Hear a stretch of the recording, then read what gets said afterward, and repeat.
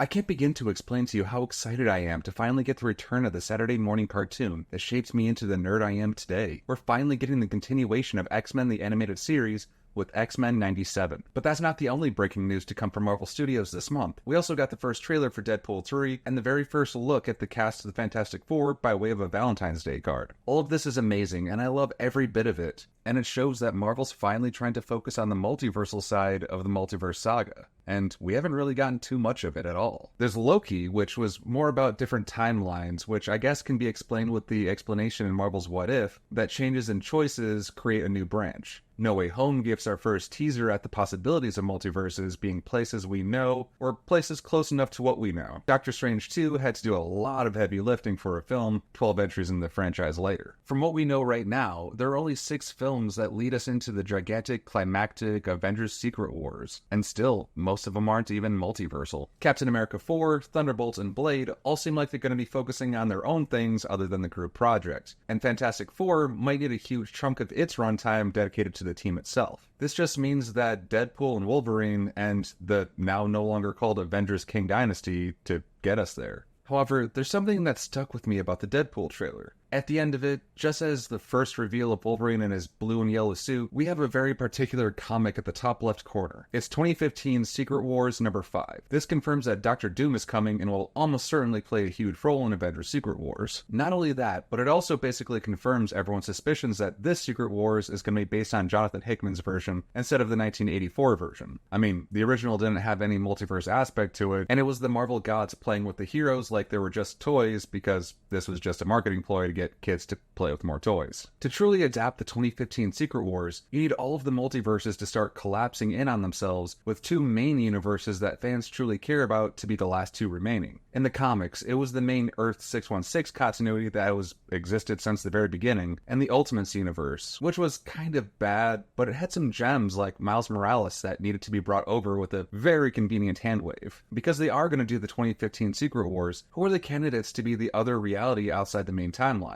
Most of the other smaller franchises like Ghost Rider were self-contained, so they're more than likely just going to be smaller pieces that trickle in, kind of like Battleworld. This means that the only real candidates are the Earth 838 from Doctor Strange in the Multiverse of Madness, that other reality that Monica Rambeau fell into in the Marvels, and the sprawling, mostly interconnected 90s Marvel animated universe that first got me into comic books, and is now going to be making a comeback. But what if all the work of establishing a coherent universe on par with the main MCU has already been done? Because what if those 3 timelines are one and the same? Let me explain. Let's first look at the Marvel Animated Universe. It started out strong with X-Men's Night of the Sentinels Part 1, and slowly introduced the other characters into the shows before they'd eventually have crossovers in other series. Iron Man and Spider-Man's show. Spider-Man shows up in the X-Men. The X-Men appear in Fantastic Four. Doctor Strange appears in most of the other shows. And almost everyone appears in the animated version of Secret Wars. While many of the same voice actors reprise their roles between all of the shows, not always. Metal Man is Hulk's enemy, like everyone else! Metal Man! Hulk's enemy! And this is the most obvious disconnect between the shows not sharing one single canon. There are other continuity errors if you consider all the shows to be the same. Like, the Silver Surfer is still the Herald of Galactus in the Fantastic Four show, but in his own show, he's already broken free. Or Doctor Strange, who's always trying out vastly different looks in each series. Then all continuity itself was thrown away after Marvel declared bankruptcy in 1996, and tried to restructure itself throughout the rest of the decade. So they tried to reboot all the shows and marketed themselves as being continuations, but they're still just their own things. Spider-Man the Animated Series ended with Peter trying to find Mary Jane, who was lost somewhere in the Spider-Verse, but that's never addressed by the time she's just appears in Spider-Man Unlimited. Realistically speaking, this was because each show was also written and produced separately from each other, and there wasn't a Kevin Feige to oversee production on all the series. So each show could be seen as interconnected, or it could be very similar but a different universe, just woven together very tightly. Kind of like how in Marvel What If, there are universes with slight changes, and universes that are drastically different. Or you could just focus on Spider-Man and the X-Men, because there surprisingly aren't any major contradictions between those 2 shows. shows. And they are the two most popular shows anyways, so... Which brings me to Doctor Strange and Multiverse of Madness. The biggest nod to the animated series is how everyone we see looks exactly like their animated counterparts. Xavier is in his green suit in the big yellow chair. Black Bolt is a T exactly how he looks in the cartoons. The statue of Doctor Strange has the gigantic collar that he always has in the shows. Even if he changed his facial hair for a fourth time, it still makes sense. Reed Richards being played by John Krasinski makes even more sense here when he was recast with Pedro Pascal in the main MCU timeline. Thanos is the same as he is in Silver Surfer, but that's also because Thanos' look is also the same in the comics and cartoons. That show also ended with a cliffhanger with Thanos not being defeated, so hey, we finally get closure on the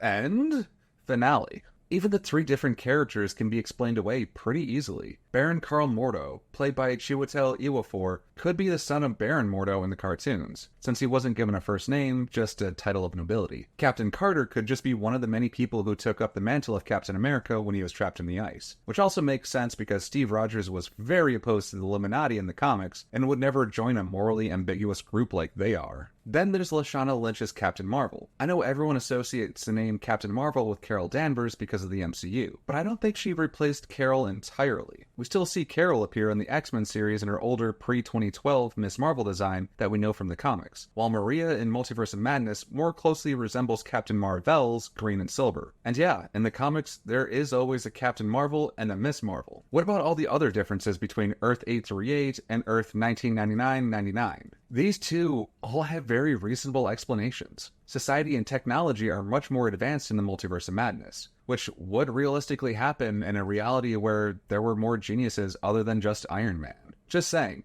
that if Tony can figure out clean energy, true artificial intelligence, and nanotechnology, why is everyone still using iPhones and driving regular cars? But then we get a reality with Iron Man, Reed Richards, Bolivar Trask, and a Captain Marvel who actually comes back to Earth far more often. Then there are the weird changes like pizza balls. I was almost ready to scrap this entire video when I rewatched Multiverse of Madness. Because yeah, there's no pizza balls in any of the animated shows. So sorry, case closed, nail in the coffin.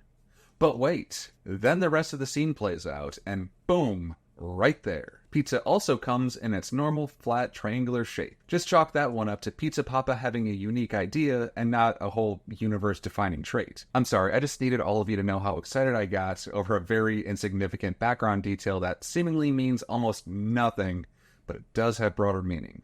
Then there's the traffic lights thing. Green means stop, and red means go in this universe. This was the biggest hurdle in my theory. If I want to prove it, I'd have to rewatch the entirety of the animated series and keep an eye out to see if there was at least a single moment of traffic lights acting differently and watch how people respond. So, I rewatched a large majority of the animated series to keep an eye out on traffic lights. And what a shock. There's almost nothing to help or hurt my cause. I say almost because there's only one traffic light that I found with someone reacting to it. And yeah, it's a weird traffic light. Thankfully, it really didn't take too long. In the very first title card of the very first episode of Spider-Man, we see this light that goes from yellow to red, and a car makes an abrupt stop. But if it had just turned red, that means these two cars would have already been driving through what they would have had was a red light. The only other traffic light I caught in my rewatch was in Season 2, Episode 11, when the light goes from red to yellow to green, which only makes sense to have a yellow light in a world where green means stop. This one was more than likely an animation mistake because the walk sign does turn white just 2 seconds later. But which is more realistic, a walk sign with a 2-second delay, or a green light only lasting 2 seconds? All of these similarities between the Earth 838 and the animated universe are far too many to ignore. But what about the universe that Monica goes to at the end of the Marvels? How does that all fit in? We don't get too many details about that one, although the ones we do get track with it also being the ones from Earth 838. Beast lives exactly like he does in the cartoons, but he says that he's going to go inform Charles about Monica waking up, and Lashana Lynch returns now as binary. I don't know about you guys, but the way that the stinger was paced felt a little off. The big reveal that the MCU has crossed paths with the X-Men universe was the first bit of information we got, which should be earth-shattering news, but it was just kind of there. But the dramatic reveal of the scene was that we now have Binary, a character that I wholeheartedly admit that I was finally stumped on when I first saw her. Carol Danvers' fiery personality that only lasted from Uncanny X-Men number 164 to 167, now with a slightly reworked outfit and the not on fiery bits. Yeah, you got me. The only way thematically that this would make any kind of sense at all would be if this reveal wasn't that we're getting a design that only lasted 4 issues. The build-up would, however, be justified if it was trying to say that this is the Captain Marvel that survived the attack from Wanda. After all, Carol only became binary with the help of the X-Men after she was beaten by the Brood, and I highly doubt Captain Marvel would just die after a single statue fell on her. And her tone when she says, "Who are you?"